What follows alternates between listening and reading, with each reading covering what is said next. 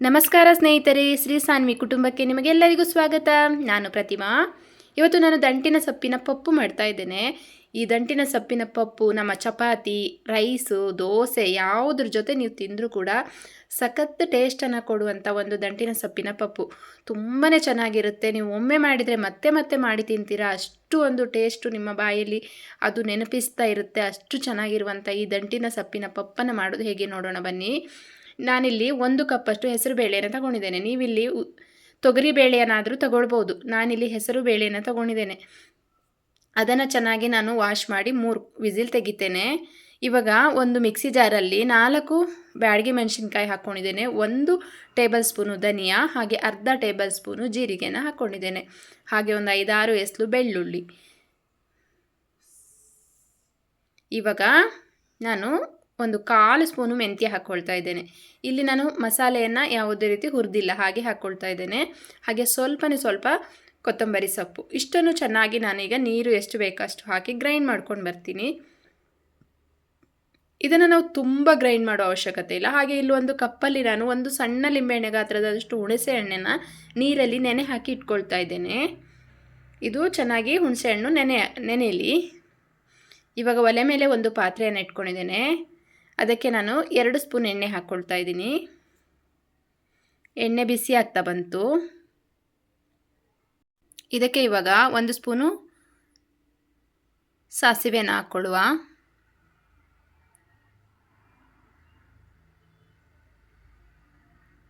ಸಾಸಿವೆ ಚಿಟಪಟ ಅಂತ ಇದೆ. ಇವಾಗ ನಾನಿಲ್ಲಿ ಒಂದು 2 ಚಿಟಿಕೆಯಷ್ಟು ಇಂಗನ್ನು ಹಾಕ್ಕೊಳ್ತಾ ಇದ್ದೇನೆ. ಹಾಗೆ ಸ್ವಲ್ಪನೇ ಕರಿಬೇವು, ಒಂದು 5-6 ಎಸ್ಲು ಕರಿಬೇವನ್ನು ಹಾಕ್ಕೊಳ್ಳುವ. ಚೆನ್ನಾಗಿ ಇದು ಒಗ್ಗರಣೆ ಘಮ ಬರ್ತಾ ಇದೆ.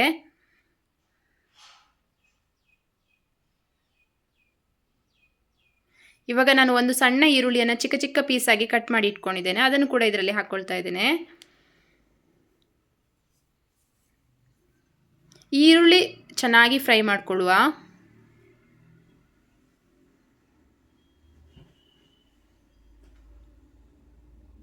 ಇವಾಗ ಈರುಳ್ಳಿ ಚೆನ್ನಾಗಿ ಫ್ರೈ ಆಗ್ತಾ ಬಂತು. ನಾನು ರುಬ್ಬಿಟ್ಕೊಂಡಿದ್ದೀನಲ್ಲ, ಈ ರೀತಿ ಮಸಾಲೆಯನ್ನು ನಾನು ತುಂಬ ನುಣ್ಣಗೆ ರುಬ್ಕೊಂಡಿಲ್ಲ, ಈ ರೀತಿ ಮಾಡ್ಕೊಂಡಿದ್ದೀನಿ. ಆ ಒಂದು ಮಸಾಲೆಯನ್ನು ನಾನು ಇವಾಗ ಸೇರಿಸ್ಕೊಳ್ತಾ ಇದ್ದೀನಿ. ನೀರನ್ನು ಇವಾಗಲೇ ಸೇರಿಸೋದು ಬೇಡ, ಯಾಕಂದರೆ ಮಸಾಲೆಯನ್ನು ನಾವು ಹಸಿಯಾಗಿ ಹಾಕಿರೋದ್ರಿಂದ ಸ್ವಲ್ಪ ಫ್ರೈ ಮಾಡ್ಕೊಳ್ಳುವ.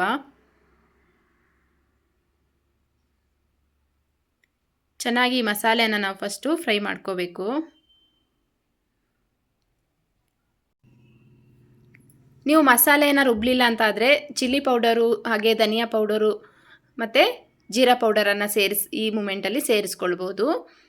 ಇವಾಗ ನಾನು ಅದೇ ಕಪ್ಪಲ್ಲಿ 1 ಕಪ್ಪು ನೀರು ಹಾಕ್ಕೊಂಡಿದ್ದೇನೆ. ಅಂದರೆ ಮಿಕ್ಸಿ ಜಾರನ್ನು ತೊಳೆದಿರುವಂಥ ನೀರನ್ನು ಹಾಕ್ಕೊಂಡಿದ್ದೇನೆ. ಸ್ಪೈಸಸನ್ನು ಕೂಡ ನೀವು ಸೇರಿಸ್ಕೊಳ್ಬೋದು, ಮಸಾಲೆ ರುಬ್ಕೊಂಡಿಲ್ಲ ಅಂತಾದರೆ. ಈಗ ನಾನಿಲ್ಲಿ ಒಂದು 1/4 ಸ್ಪೂನು ಟರ್ಮರಿಕನ್ನು ಹಾಕ್ತಾ ಇದ್ದೇನೆ, ಅರಿಶಿಣದ ಪೌಡರ್. ಚೆನ್ನಾಗಿ ಇದನ್ನು ಕೂಡ ಮಿಕ್ಸ್ ಮಾಡಿಕೊಳ್ಳುವ. ಇವಾಗ ಮಸಾಲೆ ಚೆನ್ನಾಗಿ ಮಿಕ್ಸ್ ಆಗಲಿ, ಫ್ರೈ ಆಗಬೇಕು ಸ್ವಲ್ಪ.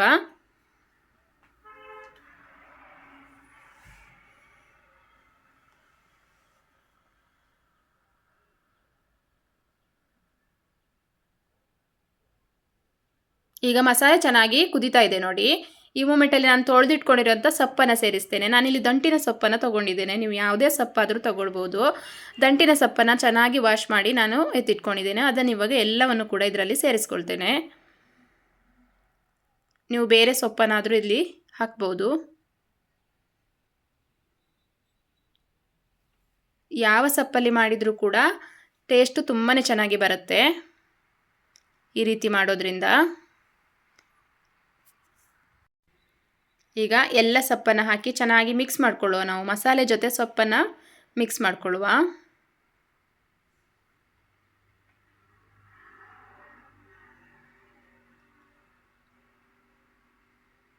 ಇದಕ್ಕೆ ನಾವು ನೀರನ್ನು ಸೇರಿಸೋದು ಬೇಡ ಇವಾಗ, ಯಾಕಂದರೆ ಸೊಪ್ಪು ಚೆನ್ನಾಗಿ ಬೇಯಬೇಕು. ಅಂದರೆ ದಂಟಿನ ಸೊಪ್ಪಲ್ಲಿ ಸ್ವಲ್ಪ ನೀರು ಬಿಟ್ಕೊಳ್ಳುತ್ತೆ ಇದು. ಹಾಗಾಗಿ ಇದನ್ನು ಹೀಗೇ ನಾವು ಬೇಯಿಸ್ಕೊಳ್ಳೋಣ.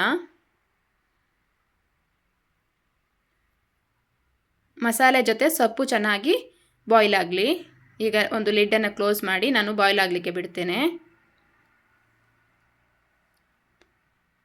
ಇವಾಗ ಲಿಡ್ ತೆಗೆದು ನೋಡೋಣ. ನೋಡಿ ಸೊಪ್ಪೆಲ್ಲ ಬಾಯ್ಲ್ ಆಗಿದೆ.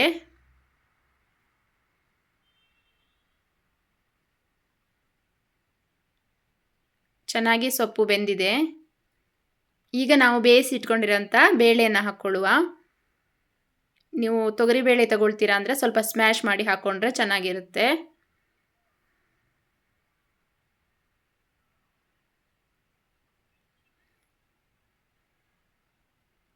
ಚೆನ್ನಾಗಿ ಇದನ್ನು ಒಂದ್ಸಲ ಮಿಕ್ಸ್ ಮಾಡ್ಕೊಳ್ಳುವ.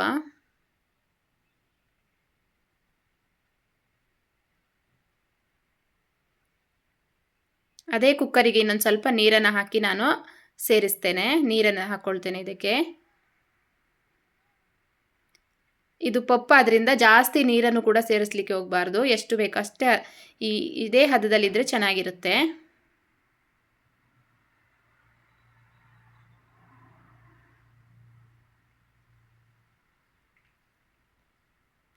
ನಿಮಗೆ ಒಮ್ಮೆಲೆ ಒಣಮೆಣಸಿನಕಾಯಿ ಇಷ್ಟ ಆಗಲಿಲ್ಲ ಅಂತಂದರೆ ನೀವು ಹಸಿಮೆಣಸಿನಕಾಯಿ ಕೂಡ ಸೇರಿಸಿ ಮಾಡ್ಕೊಳ್ಬೋದು. ಇವಾಗ ನಾನು ನೆನೆಸಿಟ್ಟಿರುವಂಥ ಹುಣಸೆ ಹಣ್ಣಿನ ನೀರನ್ನು ಹಾಕ್ಕೊಳ್ತಾ ಇದ್ದೇನೆ. ಮಸಾಲೆ ಕುದಿ ಬರ್ತಾ ಉಂಟು. ಈಗ ರುಚಿಗೆ ತಕ್ಕಷ್ಟು ಉಪ್ಪನ್ನು ಹಾಕ್ಕೊಳ್ಳುವ. ಚೆನ್ನಾಗಿ ಒಂದು ಸಲ ಮಿಕ್ಸ್ ಮಾಡಿಕೊಳ್ಳುವ.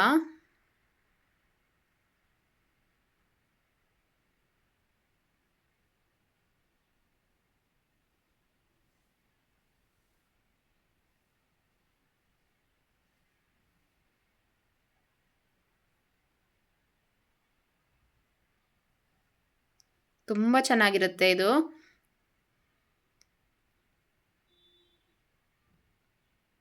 ಇವಾಗ ನಮ್ಮ ದಂಟಿನ ಸೊಪ್ಪಿನ ಪಪ್ಪು ರೆಡಿ ಆಯಿತು. ಚೆನ್ನಾಗಿ ಕುದಿ ಬರ್ತಾ ಉಂಟು. ನೀರನ್ನು ಜಾಸ್ತಿ ಸೇರಿಸಲಿಕ್ಕೆ ಹೋಗಬೇಡಿ, ಇದೇ ಹದದಲ್ಲಿ ಇರಲಿ, ಚೆನ್ನಾಗಿರುತ್ತೆ. ನೋಡಿದ್ರಲ್ಲ ಫ್ರೆಂಡ್ಸ್, ದಂಟಿನ ಸೊಪ್ಪಿನ ಪಪ್ಪನ್ನು ಹೇಗೆ ಮಾಡೋದು ಅಂತ. ನೀವು ಕೂಡ ಮನೆಯಲ್ಲಿ ಮಾಡಿ ಹೇಗಿದೆ ಅಂತ ನನಗೆ ಕಮೆಂಟ್ ಬಾಕ್ಸಲ್ಲಿ ತಿಳಿಸಿ. ಹಾಗೆ ನನ್ನ ಚಾನಲನ್ನು ಯಾರಾದರೂ ಸಬ್ಸ್ಕ್ರೈಬ್ ಮಾಡ್ಕೊಂಡಿಲ್ಲ ಅಂತ ಆದರೆ ಪ್ಲೀಸ್ ಸಬ್ಸ್ಕ್ರೈಬ್ ಮಾಡ್ಕೊಂಡು ನೋಡಿ. ಹಾಗೆ ಬೆಲ್ಲೈಕನ್ನು ಪ್ರೆಸ್ ಮಾಡಿ. ಈ ವಿಡಿಯೋ ನಿಮಗೆ ಇಷ್ಟ ಆದರೆ ಒಂದು ಲೈಕ್ ಮಾಡಿ, ಶೇರ್ ಮಾಡಿ, ಕಮೆಂಟ್ ಮಾಡಿ. Thank you. Bye bye.